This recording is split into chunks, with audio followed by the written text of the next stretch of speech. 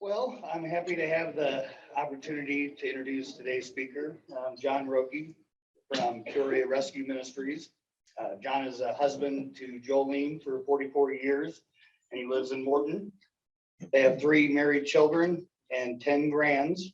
Upon graduating from Grace College in 1984, John joined the family food business, Rocke's Meeting House in Morton, where he helped transform the company from a local specialty retailer to a nationally marketed food processor known as RMH Foods. God began shifting John's life and career direction, and in November of 2016, John began serving at Peoria Rescue Ministries as executive director. Peoria Rescue Ministries has a rich history of serving Peoria as a gospel-centered ministry of mercy for more than 65 years.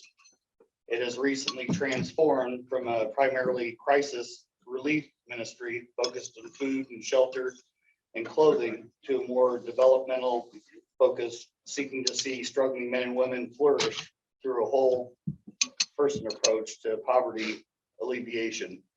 With a team of more than 60 dedicated staff members, scores of volunteers serving hundreds of clients throughout multiple facilities spread across the city, Peoria Rescue Ministries seeks to follow the mission of Jesus, to bring good news to the poor, to proclaim that captives will be released and the blind will see, and that the oppressed will be set free, and that the time for the Lord's favor has come.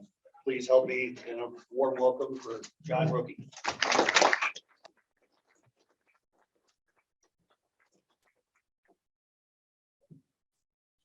After that, I'm not sure I need to even say anything. That was you gave a great overview.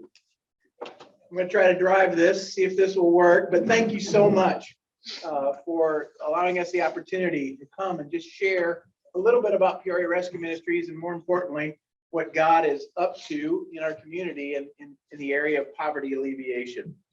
Now, most folks are familiar with Peoria Rescue Ministry as the homeless shelter downtown, and that's true. Peoria Rescue Ministries has been providing compassionate crisis care for now over 67 years, but today there's a lot more to that story, and so hopefully we get to share a bit of that, and it's all centered around our new mission, which is to create pathways out of poverty through Jesus with our neighbors in need. Now, that mission to create pathways out of poverty through Jesus is really built on an understanding that poverty isn't simply a lack of material stuff. Okay, so we see, and it can't be solved. If it's not a lack of material stuff, it can't be solved with handouts or economic empowerment alone. So we view poverty a little different. We view poverty from a whole person perspective that really says that poverty isn't just a lack of stuff. No, poverty is a result of our broken relationships with God, with ourselves, with others, and with the rest of creation. What we were kind of referred to as the 4 key relationships of life. Now, if we're honest, all of us have experienced brokenness in those 4 key relationships of life. Now, and for most of us, it's probably not going to look like homelessness. It may not look like visible addiction, but for some of us, it might look like workaholism or broken family relationships. But either way, it tells us we are all poor. We're all in need. But here's the good news. The good news is at Peoria Rescue Ministry, we believe Jesus is the answer for all of our poverty, that he came to restore and renew those relationships, to heal our brokenness and to remake us. You see, the gospel isn't good advice on how we can find God and live an acceptable life for him. Well, the gospel is that God came to find us, and that through Jesus, we're made acceptable to him. So at Peoria Rescue Ministries, that's what we get to do. We get to share that message with our neighbors in need and come alongside them and invite them along this pathway out of poverty. Now, we seek to do that through 2 main avenues, and I'll give you an overview, and hopefully I'll help you understand the vast kind of ministry that Peoria Rescue Ministries is. So the first avenue is through our residential ministries, where men and women come to us in crisis. They're likely experiencing homelessness or abuse, suffering from abuse or addiction. Last year alone, we welcomed around 600 men and women into our crisis shelters, sharing food and clothing and shelter with them. It's in our crisis shelters that we first get to hear someone's story. What brought them there, and how did this happen? It's also where we get to understand their gifts and begin to address their individual needs. It's also where they get to hear about the good news of Jesus, and we get to invite them along their own pathway out of poverty. For us today, our crisis shelters, I didn't advance my slide, our crisis shelters really serve as a gateway onto this pathway out of poverty. And many of our guests who come to us in crisis decide to join one of the many transformational communities that we have within the ministry. So it moves from crisis to transformation. And within our renewal communities that are located at the Esther House for Women, downtown campus for men, and our Victory Acres campus for men, we begin to focus on renewing those 4 key relationships of life. We take the time to build relationships with our students. We learn from the Bible together. We encourage each other, and we equip our students through counseling and classes on addiction recovery, life skills, and job readiness. It's here that the deep change can begin to take root and potential for flourishing is realized.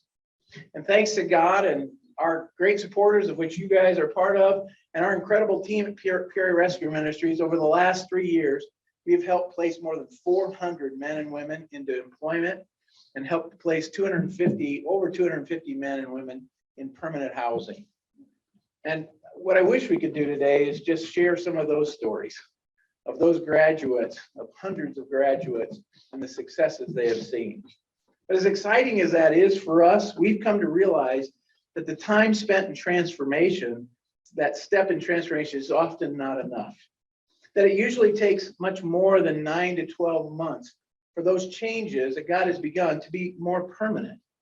But now, just as of 30 days ago, we have a transitional step along our pathway out of poverty with the opening of 1212 Community House Apartments. We couldn't be more excited about this. In fact, I will commercial here. May 7th, that is the right date, actually. May 7th, Saturday afternoon, we're having an open house at 1212 Community House. If you'd like to see more about what's happening there, just come. We're going to have root beer floats and just have a fun day. Hopefully the sun will be out and it will be a nice day, but come. So what is 1212 Community House? Well, it is the first of what we hope will be several residential communities surrounding in this area where our graduates can reside for up to 3 years in an affordable yet accountable environment. It's a place where they can sink their roots deep into Christ and the changes they made while they go to work, go to school, and while they begin to experience what it's like to pay rent and to manage their own finances. It's also a time for them to get deeply plugged in to a community of faith and following within a local church. But we are excited that now, through our residential ministries, our pathway out of poverty begins in crisis, moves through transformation, and now has a transition step for that to be more successful for those graduates, more sustainable.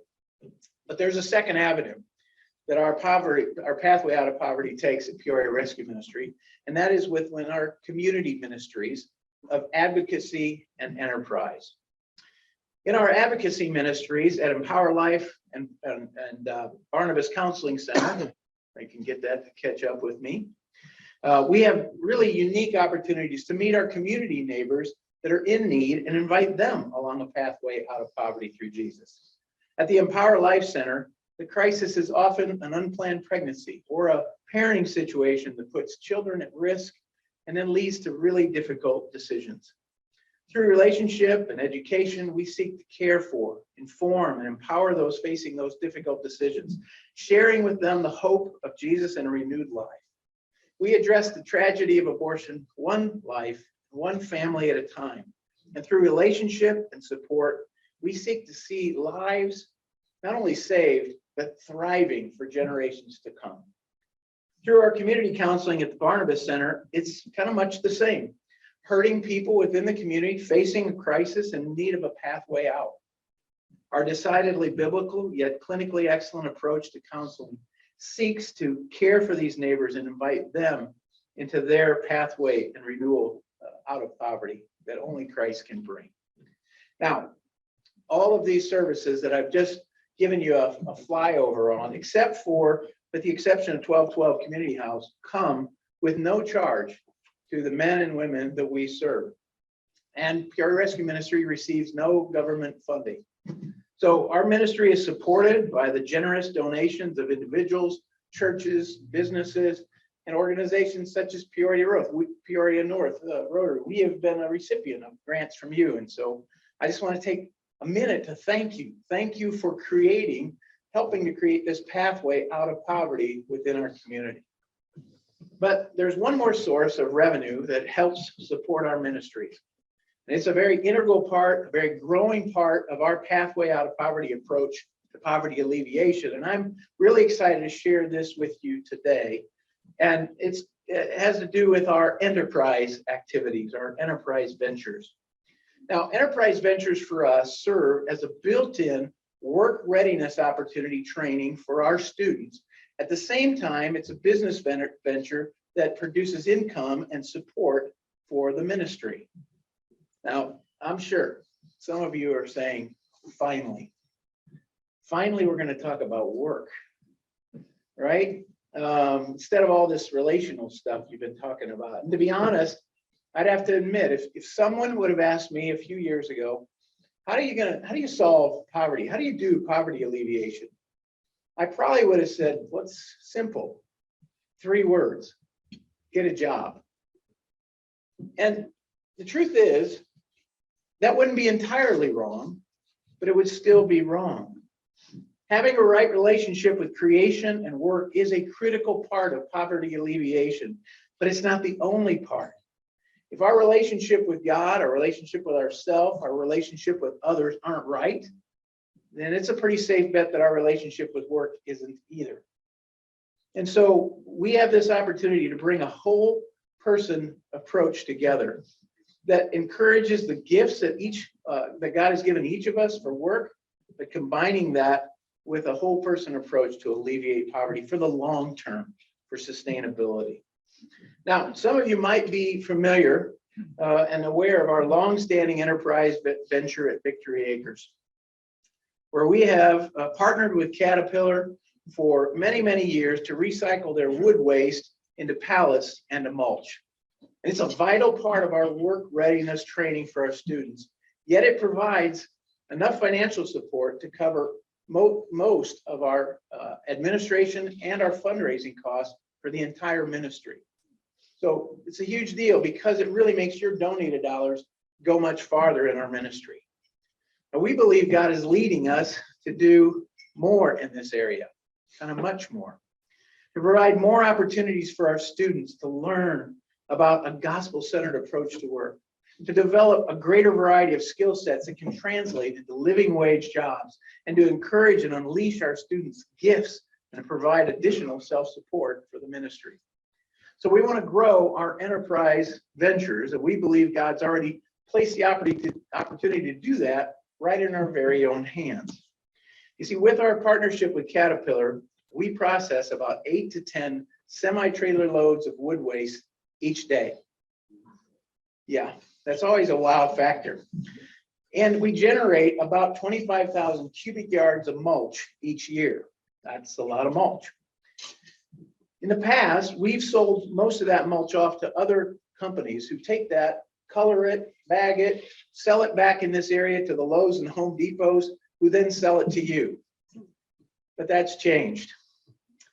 As of April 1st, we've launched Peoria Mulch and have entered the local mulch business, now coloring the mulch ourselves and supplying and even installing mulch for both the residential and commercial customers. So if you need it for your business, for your church, for your school, for your home, we'd love to be your mulch partner. This opportunity will enable us to field work teams that interact with customers, participate in team leading, schedule and manage jobs, maintain vehicles and work tools, all while building their relationship with creation through the renewing power of Jesus within our renewal communities. We also believe this will contribute additional financial support to the ministry as we become predominantly a mulch retailer locally instead of a mulch wholesaler. So if you need mulch, and who doesn't, check us out. Just check us out at peoriamulch.com. So maybe it's a good time to draw our last raffle prize, because we're going to give away a mulch delivery today of up to 5 yards. And while we're doing this, let me introduce Bud Seuss. You already heard, well, you can still stand again, but Bud is our Director of Enterprise Ventures at Peoria Rescue Ministries.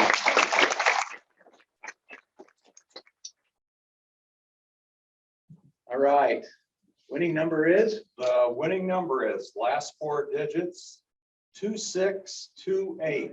Yes. Oh, no. Woohoo! All right.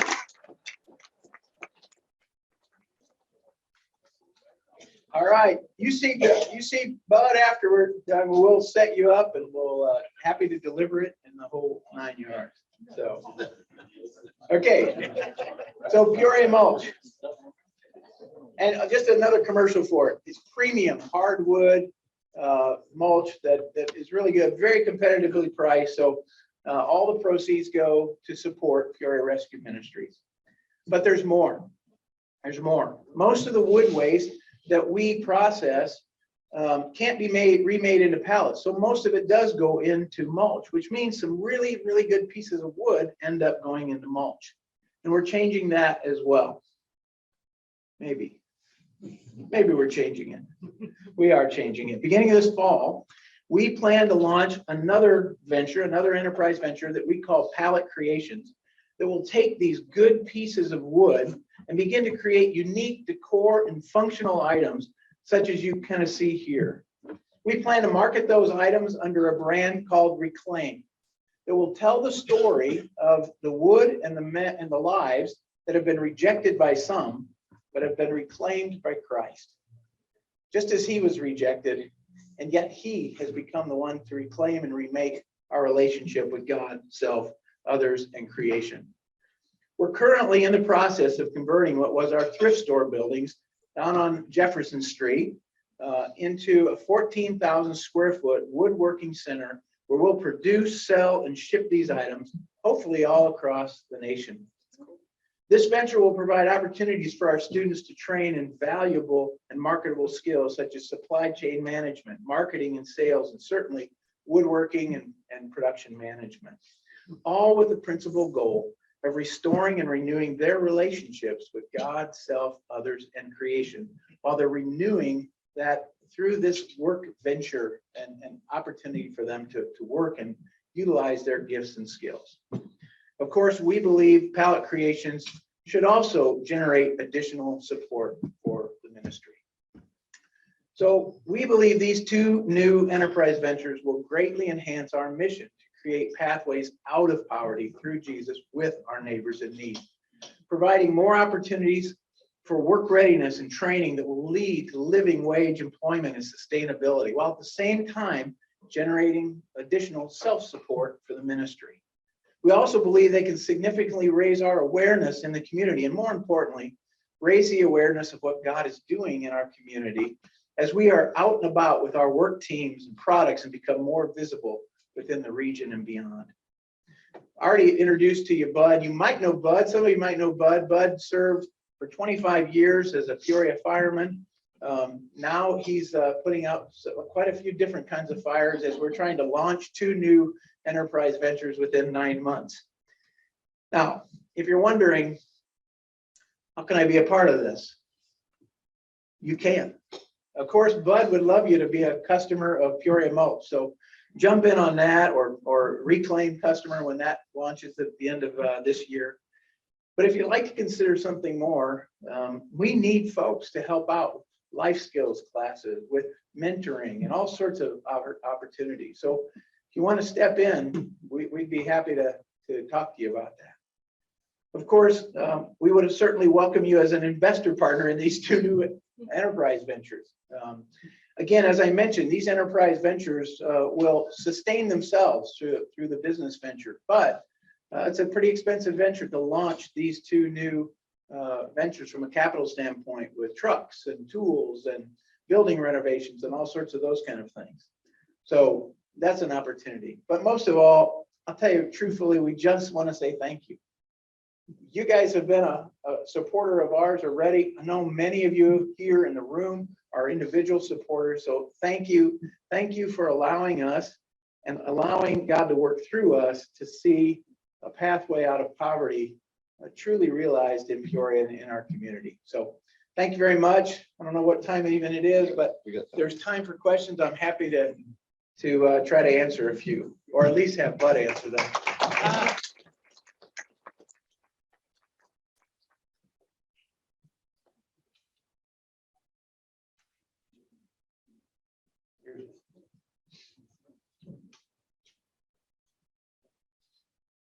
So is all the mulch come from the pallets? Yeah, that's right. So it's all hardwood. Okay. It's all mostly oak, almost probably 98% of that's going to be oak. It's already been heat treated. So it's pest free, and yeah, it's really high quality, high premium mulch. What do you do with the nails? Oh, great question. So we have a commercial grinder that grinds the wood, the pallets into the mulch. It also has a magnetic belt. So as it goes through the grinder, the nails get caught and they're not in it. So, yeah.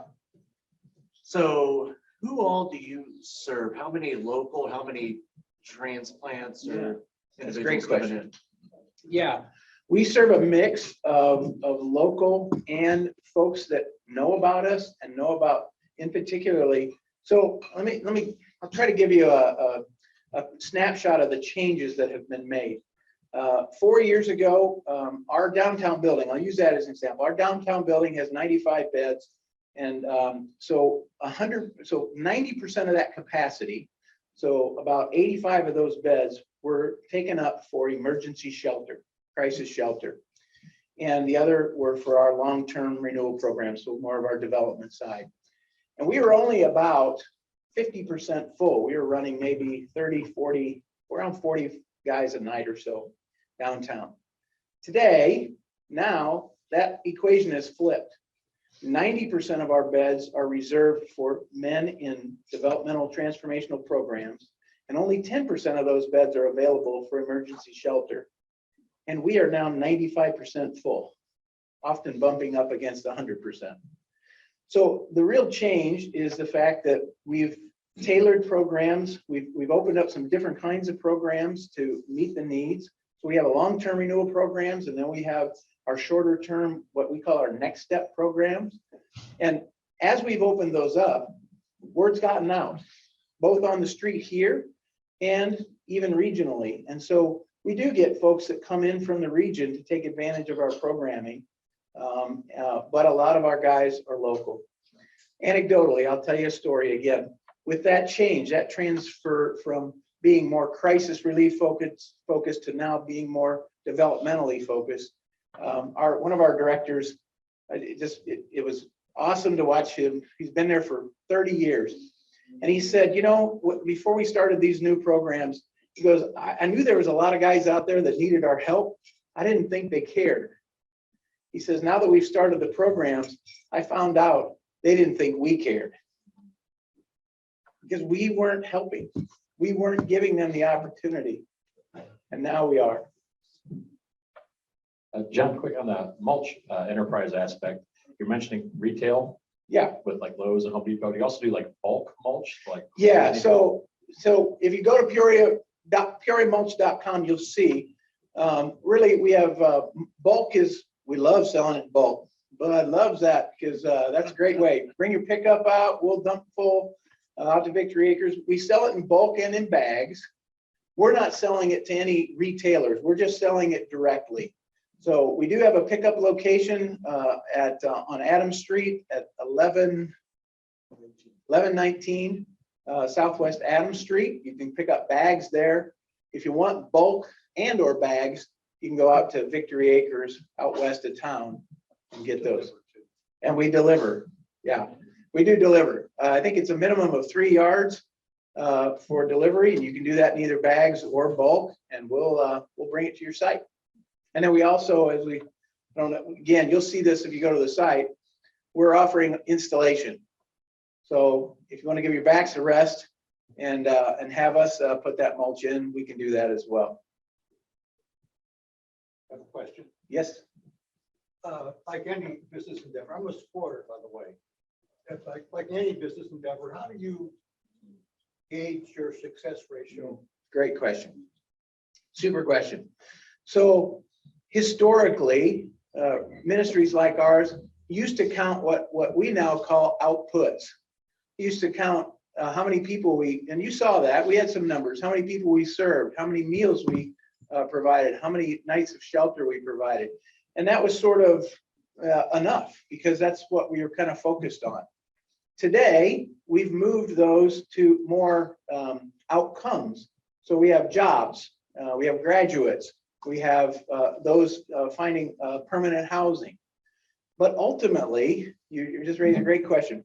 We're in the process, we have 5 key outcomes that we want to see each of our graduates have. They would be a lasting relationship with God. We want them to have sustainable employment or income. 3, we want them to have permanent housing. 4, we want them to be healthy, a healthy life, which means addiction-free, sober. And then finally, 5th, we want them to have a thriving connection with a local church. Those are our 5 outcomes that now, with our transitional step available, we're going to start measuring that out actually years from now. Because again, it doesn't do much good for us to measure how many graduates we have today. It's really how are they sustaining? Are 5 years from now, they are still living into that healthy life and those kind of things. And so now we're starting to actually measure that out years to come. Did that help answer that question? It's a great question, and it's an important question, right? If we don't measure out 3 and 5 years, it's not going to inform how we can be better at what we do today. So thanks again for being here. This is transitional, and it makes so much sense. And so you were doing it the old way for 20 or 30 years, and then all of a sudden you make the significant change. And I can see this with churches and other institutions that have just been doing it the same old way, and it's not working, especially now. Where did the change come from? Did it come from you? Did you hire a consultant, or how did it happen? Yeah. Honestly, the change came from, I'm going to tell you, it's pouring back into what the Bible tells us about poverty. And so that really is what drove our definition of poverty. And it drove an understanding that poverty is complex. We talk about people as being homeless, or we talk about panhandlers. But the reality of it is, it's Bob, Jack, Sue, Stacy, and they all have a different story. They all have a different reason what's driven them there. So we have to invest in first understanding that, and then truly looking for long-term solutions for them. And there's a lot of challenges in that, but truly it came from, I'll give you a story. Deuteronomy 15 talks about how God expects us to have the poor and deal with the poor. And he says, deal with them with open hands and generously. And then he talks, there's things about gleaning laws back in the Old Testament. I'm just going to get a little bit, but the gleaning laws tell us that you leave edges of your field. Those of us who are successful, those of us who have businesses, we don't squeeze out every margin piece of profit that we can, but we leave some for the poor, but they go and glean that themselves. And so there's this combination of providing support, but making sure that those who are supported are invested in that. Another thing, there's a great book called When Helping Hurts by a guy named Dr. Brian Fickert. They've also, he's written another book called Becoming Whole. And a lot of the concepts that we employ now are kind of delineated in those 2 books. So if you want to learn more about poverty alleviation that we think is long-term and works, check out When Helping Hurts and Becoming Whole. I'll be the last question because I'm going to put it on record. We've actually had a 2-year, this is our second year that we partnered with John and his guys over there, where they come and clean the ballpark for us. On the year, they've done a tremendous job for us, year in and year out. We're excited to have them. My question is, these 2 new ventures, is it gonna cost me my staff? Depends on if you buy mulch. Can you call CGM for me? And the answer is no, because honestly, it is true. Jason, we have a great neighbor relationship with Jason in the ballpark, and we have for a while. Our guys love the tickets. They love being able to go to the games. It's a treat for them. And so we love the opportunity to help them do that. But this work, it was just a God thing that we got hooked up last year coming out of the pandemic. It was hard to find employees. Anybody having that trouble? And I happened to be there and hear that at Jason's office, and we said, maybe we can help. And we were so excited to do that. And no, we're going to protect you. You're our neighbor, man. You're our neighbor. All right.